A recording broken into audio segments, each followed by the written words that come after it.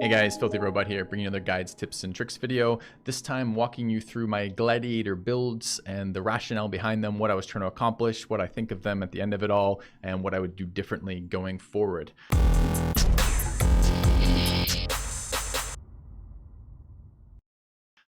So let's talk about the Gladiator Start. Gladiator Start is one of the new starts available in the Blazing Deserts DLC and has two very interesting pieces to it. The first is you are given 3 gladiators to start with. They start with weapons, decent armor, very good stars, so they have good growth potential and pretty decent starting stats. And the second interesting thing about the gladiators is you're only allowed 12 people total in your roster ever. So not that you can't replace them if they die, but you can never have more than 12. So you need 12 brothers to accomplish all of the content in the game. Gladiators are also very expensive, and I think to really enjoy the Gladiator starts, what you want to do is play on expert economy. Because gladiators are so powerful to begin with, I feel like it makes the game fairly trivial unless you're getting something penalized in return. And for me, I just wanted to experience it while paying the full price of playing with gladiators. What this meant is a lot of your early game is balancing recruitment with aggressive usage of the arena, one of the new mechanics in Blazing Deserts DLC, to generate as much income as you possibly can, as well as to generate the extra stat points that you gain from the arena. It let me really play around with a southern start, which is what I wanted to do for experiencing the new DLC. Let me walk you through the unique gladiators. The Bear Gladiator starts with an ability called Glorious Endurance, which is a 5% stacking damage reduction every time they take damage, armor, or HP for a fight. So that means after you've taken 5 instances of damage, you have a 25% damage reduction bonus that stacks with other damage reductions such as Indomitable or Nimble. So what I tried to do with the Gladiator was I wanted to make and the Bear Gladiator himself starts with pretty good starting stats, but his stars are in HP, endurance, and resolve, which means his attack and melee defense don't grow super large in that game across the course of the game, right, as he levels. So what I wanted the Bear to be was early game to be a damage dealer because he starts with good stats, and late game to be a tank was my thought process. And to do that, I went with Flail Spec early. It's a spec that doesn't scale well across the course of the game and is excellent for farming gear off raiders and helps in the early game to get around shields because it ignores shield bonus, so it gives you essentially accuracy versus shield wearing enemies. And then in the late game to just be a really interesting tank, and the Bear Gladiator was able to do this. Normally in Battle Brothers, you spend most of your time avoiding damage to tank. But the Bear Gladiator's melee defense didn't scale super high in the end. So what I tried to do was instead being an absorb tank, where you're taking damage, but you're mitigating how hard that damage hits you, thus taking advantage of his ability, but also taking advantage of other ways to do that in the game. So let me walk you through a couple of things I did that I found fun for this. The build I went with was Student, Colossus, Gifted, Flail Spec, Steel Brow, Nimble, Berserk, Indomitable, Recovered, Duelist, and Resilient. And the thought process was Student, obviously, because you're leveling. Colossus for reduction for max HP. Bear had 3 stars in HP, so it got to a really nice HP level, somewhere over 120 by the end of the game for me. Gifted is just tons of early game stats, which is what you want for brothers who are forced to carry your team in the early game, but also are going to scale across the course of the game. Steel Brow was an interesting addition for me because what Steel Brow let me do on this brother was if they got hit in the head, it was not additional damage, which meant with such a large amount of HP and Nimble and Berserk, with Nimble and Indomitable and Glorious Endurance, headshots really weren't that big of a deal. And what it let me do was take hats that had 0 stam cost, like 40 HP hats, for example, that have 0 stam with them, and instead to run armors that were heavier. So I could run Nimble armors with up to 15 or sometimes even more. Sometimes you'd run like a 20 weight armor. So you could run those mid-tier armors on your chest and run a 0 HP hat on the head of the Bear Gladiator, and you would expect them to get hit a fair number of times in that fight. Most of those hits going to chest, the ones going to head not being that big of a deal because of Steel Brow, and then because that brother then had a ton of armor as well as a ton of damage reduction, they could be hit multiple times. The enemy targets in part based on melee defense as well, and in part based on your missing armor, so they like to attack your Bear Gladiator and they like to hit him. And it's okay that he gets hit, which is super cool, because like nothing else in Battle Brothers behaves that way. None of the other player characters in Battle Brothers behave that way for getting hit. So yeah, anyways, the tricks for that: early game helps carry, can fight in the arena all the way through, which helps for everybody else, gets really good secondary stats like HP, stamina, and resolve, and then has stacking damage reductions to make him just an absolutely sick tank. Super fun build. I would highly recommend you guys check it out. It's a different playstyle than almost anything else you would do in Battle Brothers, because no one else has the abilities that let that happen that way. The Lion Gladiator has a perk that allows them to roll twice versus resolve checks. So if they fail a resolve check, they roll again, and they take the better of those results. Is essentially advantage on resolve checks. Starts with very good stats and has scaling in attack and melee attack and melee defense. Scales extensively in those, but doesn't have a ton of stamina. I went with a whip build. My thought process was, again, I need this to be good in the arena, so it needs to be good on its own, good with a small number of players rather. I want it to carry my early game, and whips allow me to accelerate the types of threats I can handle without having to lose brothers. You know, you can fight berserkers without dying to 1 or 2 man splitters. You can control extremely dangerous opponents such as, you know, executioners, leaders, berserkers, warlords, etc. It just is a really good farming tool for the early game, and you need a very accurate melee attacker to do that, because you need to hit those disarms. That's the difference between brothers dying and living. I went with Student, Colossus, Gifted, Quick Hands, Cleaver Spec, Pathfinder, Nimble, Underdog, Berserk, Killing Frenzy, and then or Recover, and I ended up doing Recover of those. My thought process essentially was, I want this brother to still be an okay combat dealer, but to often end up as a support character for the whipping to begin with, for disarming, but also to be good enough to fight in the arena and good enough to scale up through the course of the game. I wanted them to be frontline early. Later on in the game, I ran them backline for the whip stuff. The only thing I kind of wish I had been able to do was maybe fit in a mace spec there somewhere. I'm not sure like what would have come out for that, but I would have liked to have had the ability to set up stuns in the very early game. Stun is a really bad ability for scaling. Most of the things you want to do late game don't have are not stunnable, but the exception is in the arena. Stun is quite good, because stun sets up for very powerful kill abilities with the Katal, and a lot of the things you fight in the arena are not stun immune, which is kind of a first for Battle Brothers. I liked this build just fine. I didn't really notice the glorious resolve thing triggering very often. It's difficult to know when it happens. You have to know something failed and then see it now instead on the second roll actually pass. I would have loved like an animation, like the fearsome animation where a little thing pops up to show you. It could have been a little lion animation that shows, hey, he didn't break here because he rolled again and did it. It would have been nice to see the impact of that. My biggest criticism of this build ended up being that I wish I had built another whip guy into the team, so I could have focused on being a two-handed cleaver, like killing machine with this brother, because that's really what he wants to do with his incredible stats. And I liked the whip early game, but maybe this should have been like a Kraken potion respec or something, so that mid to late game he could have just been the monster that his stats really make him into. Good brother, nevertheless. Carried the early game, carried the arenas, etc. I just wish he had been a late game monster too. Moving on, let's talk about the Viper build. Viper ended up with this. The Viper background gives you 1 extra perk point per kill you get on a turn, as many as you want in a turn. So if you kill 9 people in a turn, you get 9 perk points or whatever else. So I say perk point, I mean action point, excuse me. And it's super interesting because what it allows you to do is, if you have a weapon, an attacking, at least my thought process was this.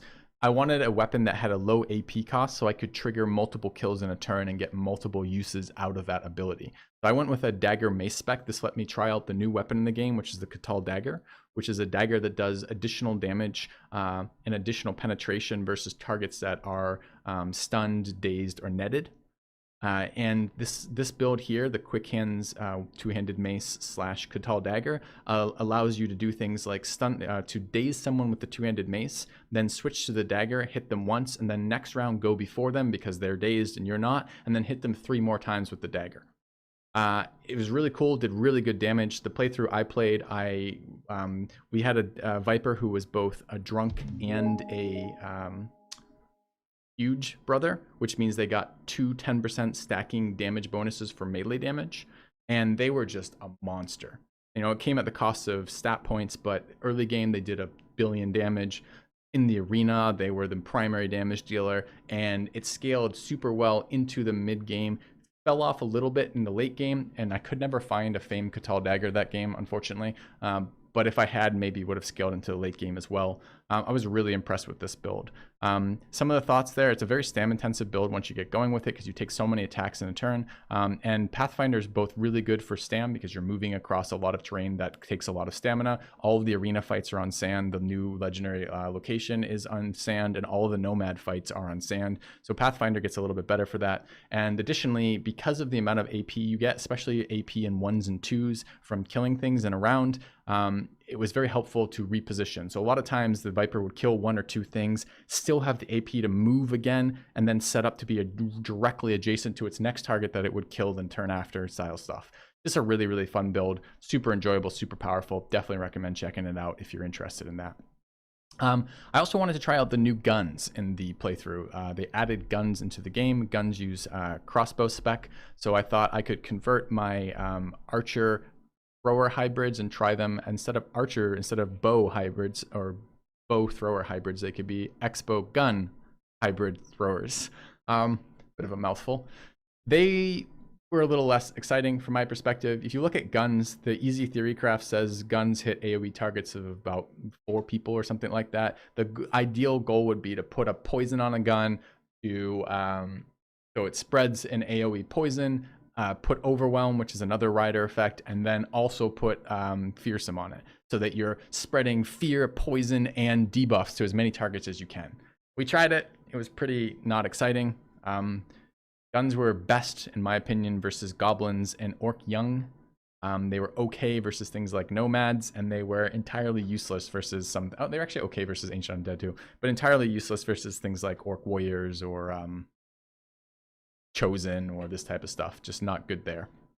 I found most of the time too that I would just rather use the throwing weapon than the gun, even when I had both available. It was just better to do that. I found Fearsome to not be very exciting. You can hear more about that in my perk review video. And I found Overwhelm just to not be very exciting on guns either. So I ended up dropping Overwhelm, dropping Fearsome. Poisons didn't really work out that well either. Essentially what happens with the gun is you apply your poison and you get 1 shot, and it uses all your poison charges across all of those people, and it's just not very exciting. Everything in the game that you want to poison basically doesn't care about poison because of Resilient, and it just didn't really work as intended. So if you watch my Cultist build video, which is for Season 15, the season after the Gladiator builds, you can see that I basically reverted this post-fact. I would drop Recover, didn't need it, always had plenty of stamina for this. I would drop Crossbow Spec and pick up either go back to Bow Spec, which was just fine, or get rid of ranged weapons entirely and just use throwing weapons. Throwing weapons are technically ranged weapons, but I mean long-range weapons. Throwing weapons are essentially melee ranged weapons. And they're really good. Melee range weapons, the throwing weapons are extremely powerful, very good bit damage dealers. But I haven't really found the need for ranged in the last couple playthroughs I've done. So that would be my changes for this. Next up, this is one of my absolute favorite builds of the expansion. This is a new build from my perspective. It was actually suggested to me. A variant of this was suggested to me by Gravebeast, who's another streamer who has done things like monolith speed runs, etc. And this build is a really interesting build for me. So the way this build works, I can read you the perk points, but it won't really make sense to explain it. So let me explain it first, which is this. Brothers at the beginning of their turn get 15 stamina recovery. Probably everyone knows this. That's what they get back per round. And it doesn't matter what their stamina was before that turn, they always get that unless they're wounded. So if your brother's maxed out on fatigue and then his turn goes, he now has 15 usable fatigue. Well, it just so happens a two-handed weapon takes 15 stamina to swing. And if you have a weapon spec, it only costs you 12 stamina to swing instead of 15. And if you have Pathfinder, every terrain, to move 1 tile on any terrain that isn't a hill and isn't a swamp, costs you 3 or less stamina. So if you recover 15 stamina, you can move 1 tile and swing a two-handed weapon, always, with the stamina you get back that turn. So you don't need max stamina, because all of the stamina you could use, you can generate per turn. So what this means is additionally, well, you might be thinking, well, you're a little bit limited. If you additionally pack a two-handed reach weapon of the same type as your weapon spec in your inventory, you can also attack out to 2 tiles with quick hands. So it gives up Berserk because it can't double attack in a turn. It can't rotate because it doesn't have the stamina to use rotate, and it can't utilize something like Adrenaline. But what it can do is it can take backgrounds that have low stamina but good stats, like Sellswords, Gladiators, Nomads, Assassins, Retired Soldiers, Swordmasters, all these backgrounds that have really good melee attack and melee defense and have really low stamina. It can make these backgrounds into a consistent damage dealer that is gonna hit something every single turn and can hit out to 2 tiles and always move an attack, and can utilize really heavy armor like Fallen Hero armor without having to waste a perk point on Brawny and without having to be late into the game with a ton of stamina. They don't care. Your goal is 20 usable stamina, at least my perspective. Really, you only need 15, but I like to be protected versus being dazed. Dazed reduces your stamina by like 25%, so I went for 20 stam, so even if I got dazed, I could keep doing it, keep utilizing our weapon and not be shut down at all. Some wounds will screw you with this build, so building Steel Brow for me helped reduce the amount of wounding, and because you're never leveling stamina, you have a lot of stat points to spread into things like Resolve and HP, which means that you can have a brother with a Battleforged brother running this build without Brawny with 100 HP, being just fine versus most of the attacks that's coming in. For me, this was great. It allowed me to utilize badly rolled brothers or backgrounds I wouldn't normally be able to utilize, and it's got a nice couple floating perk points. Because the essential portion of the build is pretty low in the number of perks it takes, you can get them online early, so they can come online at like 7 or something, at level 7 as opposed to level 11, and you have a lot of flexibility in what you take for those last perk points. I found that I liked things like Crippling Strikes for maces, I liked Executioner for axes, I tried some fearsome builds, I tried some Headhunter builds with some of them. I settled on this, and I'm pretty happy with this selection here, but you have a lot of versatility if you want to play with that on your own. I really liked this build. I thought it was a really good idea. I ended up with a slightly different build than I think was suggested to me, but the core of it utilizes the stamina recovery with the weapon spec and a 2-handed weapon. Very, very cool. Falls off a little bit late game because it doesn't have Berserk or Adrenaline. It doesn't have quite as much of a damage cap. Like, its upper range isn't as good, but it's very consistent and it's very early and it's very easy to get going. All right, next up are Duelists. Duelist, I ended up building Duelist in this playthrough as Nimble. Essentially, my thought process was if I get a bunch of stamina and then I have very little of that stamina devoted to wearing armor, then I have a lot of stamina that I can utilize for things like attacking multiple times in a turn or utilizing orc weapons, which is my ideal Duelist weapon, is an orc weapon because the damage range is so exceptionally high on those. So that was my plan. I took Rotate here. Most of my, if you notice, all the other brothers on my team did not have Rotate in this playthrough, and this was because I wanted to take advantage of the new tool, the Smoke Grenade, which is a craftable item but also purchasable out of the 3 southern cities from the alchemists, that allows you to basically move out of a zone of control without taking opportunity attacks, so it lessens the need for Rotate. And I wanted to try what the playthrough would look like if almost nobody had Rotate. I initially put it in this build because it's so powerful, and I thought that Duelist would have the stamina to use it and also have the action points. You could do something like swing once, then rotate or whatever else. But I think it was probably the weakest point on the Duelist, and I would rather have something else in that location for future playthroughs. The smoke grenades were very good. It took a little bit of getting used to utilize them perfectly, and I still wasn't utilizing them perfectly by the end, but they were good enough that I felt comfortable dropping Rotate on most of my builds to get that. And that's really cool because that means that you can use an item. You can essentially trade gold for perk points, which is really cool. Now, it's not quite as good as that in the early game because you don't have access to them quite as easily. They're a bit expensive in the early game, but by the mid to late game, I was totally utilizing smoke grenades instead of Rotate, which was great. The Duelist build is pretty simple. It's just essentially all the damage abilities you can get. I would like Adrenaline back in this. Adrenaline's not quite as good in a set of brothers who don't all have it. It's better en masse than it is on a single brother and scales up like that, but it still probably would like it on my Duelists. The Duelists are very high damage. Sometimes that can be, and have the stamina to utilize that. Yeah, so pretty standard. I pretty much only build Duelists when I have Famed Weapons. There's almost no exceptions to that from my perspective. Famed Weapons or Orc Famed Weapons is basically what I'm looking for Duelists, and I build them to fit. So like I might be like, okay, this guy's got really good stamina. I'm gonna build him as a Duelist. I'll finish all the stuff and then not assign his weapon spec until I get the weapon to fit for him. All right, moving on. The banner. Banner is essentially the build that I've been using since the last DLC with a little bit of a change. I'm pretty much done with Anticipate after this. I used it again here, but I don't think it's necessary. I think I would just take something else, probably Footwork, if I had to guess here. Or maybe Probably footwork. Probably what I'm looking at here.